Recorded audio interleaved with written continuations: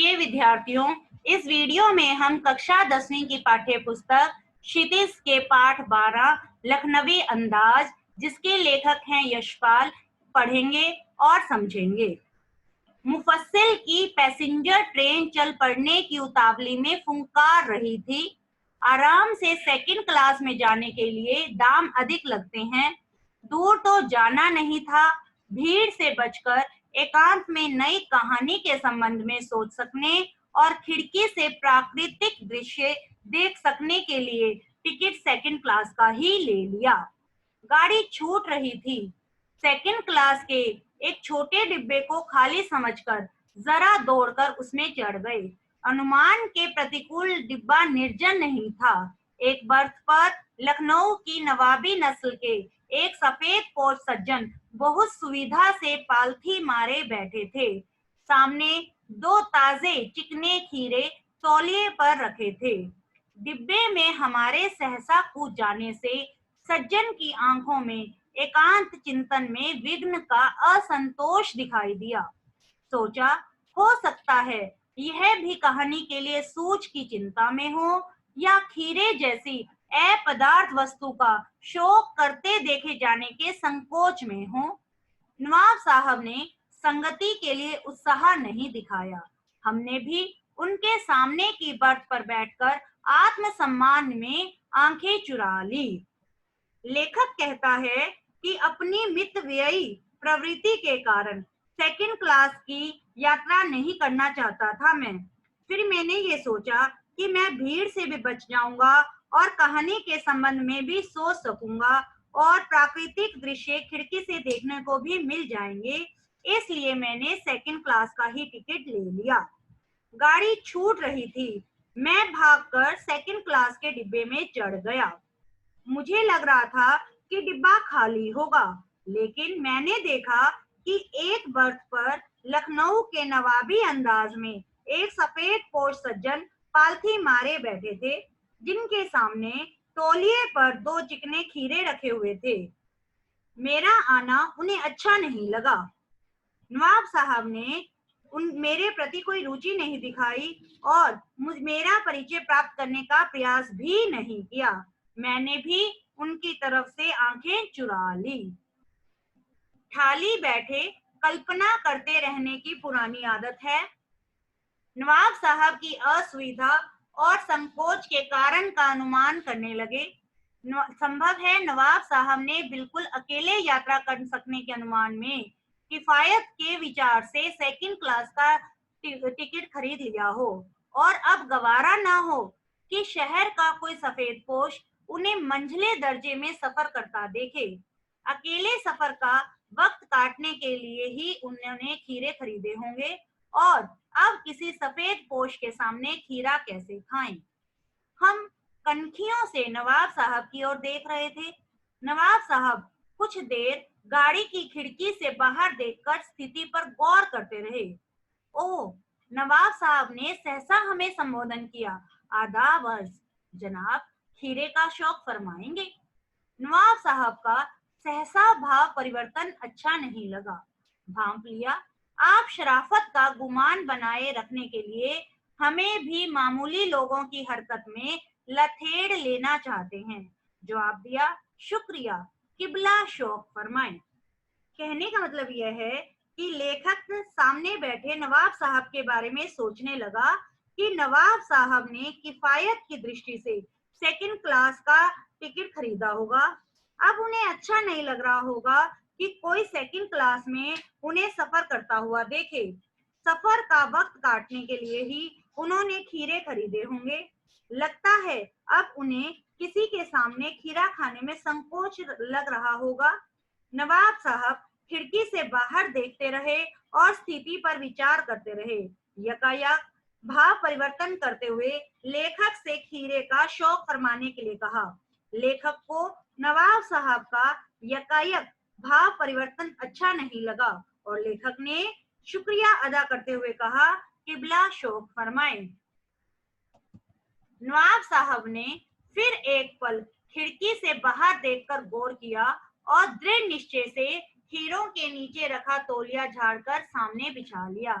Seat के नीचे से लोटा उठाकर दोनों खीरों को खिड़की से बाहर धोया और तौलिए से पोंछ लिया। जेब से चाकू निकाला, दोनों खीरों के सिर काटे और उन्हें गोदकर झाग निकाला। फिर खीरों को बहुत एहतियात से छीलकर फांकों को करीने से तौलिए पर सजाते गए। लखनऊ स्टेशन पर खीरा बेचने वाले खीरे के इस्तेमाल का तरीका जानते हैं। ग्राहक के लिए जीरा मिला नमक और पिसी हुई लाल मिर्च की पुड़िया भी हाजिर कर देते हैं। नवाब साहब ने बहुत करीने से खीरे की फांकों पर जीरा मिला नमक और लाल मिर्च की सुर्खी बुरक दी। उनकी प्रत्येक भाव भंगिमा और जबड़ों के सफूरन से स्पष्ट था कि उस प्रक्रिया में उनका मुख खीरे के रसास्वादन की कल्पना से प्लावित हो रहा था। हम कनखियों से देखकर सोच रहे थे, मियाँ रईस बनते हैं, लेकिन लोगों की नजरों से बच सकने के ख्याल में अपनी असलियत पर उतर आए हैं। नवाब साहब ने फिर एक बार हमारी ओर देख लिया। वल्ला शौक कीजिए, लखनऊ का बालम खीरा है। नमक में छिड़क दिए जाने से ताजे खीरे की पनियाती फांके देखकर पानी मुंह में जरूर आ रहा था, लेकिन इनकार कर चुके थे। आत्मसम्मान निभाना ही उचित समझा। उत्तर दिया, शुक्रिया।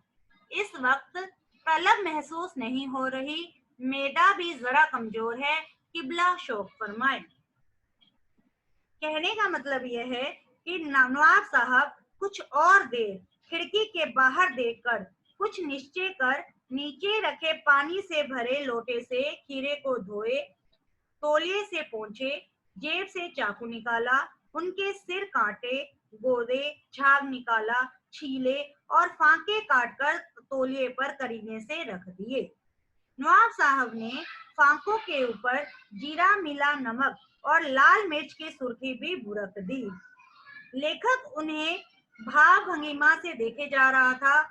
उनकी भाव भंगिमा से लेखक को स्पष्ट हो रहा था कि नवाब साहब के मुंह में खीरे के रसास्वादन की कल्पना से ही पानी आ रहा है। एक बार नवाब साहब ने फिर लेखक की ओर देखा और कहा, वल्लाह शौक फरमाए, लखनऊ का बालम खीरा है। नमक मिर्च छिड़क दिए जाने पर ताजे खीरे की पनियारी फांके देखकर लेखक के मुंह में भी पानी आ रहा था, लेकिन पहले पूछने पर इनकार कर चुके थे, इसलिए कुछ सोचकर आत्मसम्मान रखते हुए शुक्रिया कहकर कहा कि मेरी मैदा जरा कमजोर है, मेरा पेट इसे पचा नहीं सकेगा, किबला शौक फरमाए, कृपया आप खाएं। नवाब साहब ने सतृष्ण आंखों से नमक मिर्च के संयोग से चमकती खीरे की फांकों की ओर देखा। खिड़की के बाहर देखकर दीर्घ निश्वास लिया। खीरे की एक फांक उठाकर होठों तक ले गए, फांक को सूंघा, स्वाद के आनंद में पलके मूंद गई, मुंह में भर आए पानी का घूंट गले से उतर गया। तब नवाब साहब ने फांक को खिड़की से बाहर छोड़ दिया। नवाब साहब खीरे की फांकों को नाक के पास ले जाकर वासना से रसास्वादन कर खिड़की के बाहर फेंकते गए। नवाब साहब ने खीरे की सब फांकों को खिड़की के बाहर फेंककर तौलिए से हाथ और होंठ पोंछ लिए और गर्व से गुलाबी आंखों से हमारी ओर देख लिया, मानो कह रहे हों, यह है खानदानी रईसों का तरीका। नवाब साहब ने नमक मिर्च लगी खीरों की फांके की और एक बार देखते गए, फिर खिड़की से बाहर देखा, दीर्घ श्वास ली और फिर एक एक फांक उठाई, होठों तक ले गए, सूंघा, स्वाद के आनंद में पलके मूंद गई, मुंह में भर आए पानी को गले में उतार लिया और फांकों को एक एक करके सूंघ कर बाहर फेंकते गए। इसके बाद तौलिए से हाथ और होंठ पोंछकर गर्व से उन्होंने लेखक की ओर देखा। नवाब साहब खीरे की तैयारी और इस्तेमाल से थककर लेट गए। हमें तस्लीम में सिर खम कर लेना पड़ा। यह है खानदानी तहजीब, नफासत और नजाकत।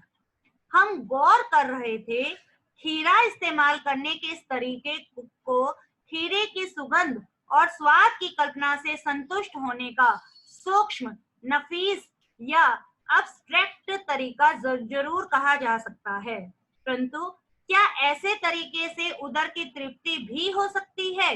नवाब साहब की ओर से भरे पेट के ऊंचे डकार का शब्द सुनाई दिया और नवाब साहब ने हमारी ओर देखकर कह दिया, खीरा लजीज होता है, लेकिन होता है सकील, नामुराद, मैदे पर बोझ डाल देता है। नवाब साहब खीरे सूंघकर और फेंक कर हाथ मुंह पोंछकर लेट गए, मानो इस काम से वे थक गए हों। लेखक नवाबी प्रक्रिया को देखकर शन महसूस कर रहा था और सोच रहा था कि खीरों के प्रयोग की नई प्रक्रिया अच्छी जरूर कही जा सकती है, किंतु क्या इस तरीके से पेट भर सकता है?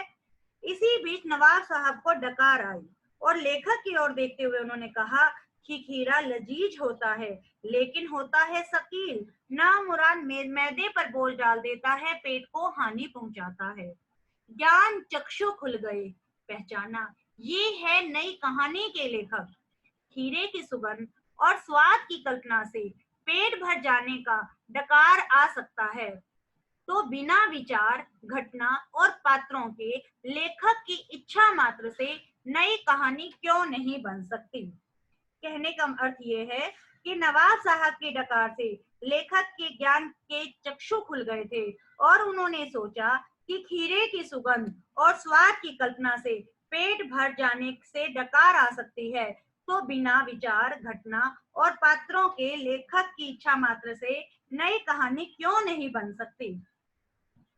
इस कहानी में लेखक ने नवाब को ही वन्य विषय बनाया है, जो लेखक के समक्ष अपनी नवाबी का प्रदर्शन करते हुए खीरे की फांकों को खाने की जगह केवल सूंघ कर रसास्वादन करता है और सूंघते हुए खीरे की एक एक फांक को खिड़की के बाहर फेंकता जाता है। ऐसा करके वह डकार लेकर वह तृप्त होने का नाटक भी करता है। उसके इस व्यवहार से लेखक यह सोचने पर मजबूर हो जाता है कि इस तरह तो बिना घटना, विचार और पात्रों के नई कहानी भी लिखी जा सकती है।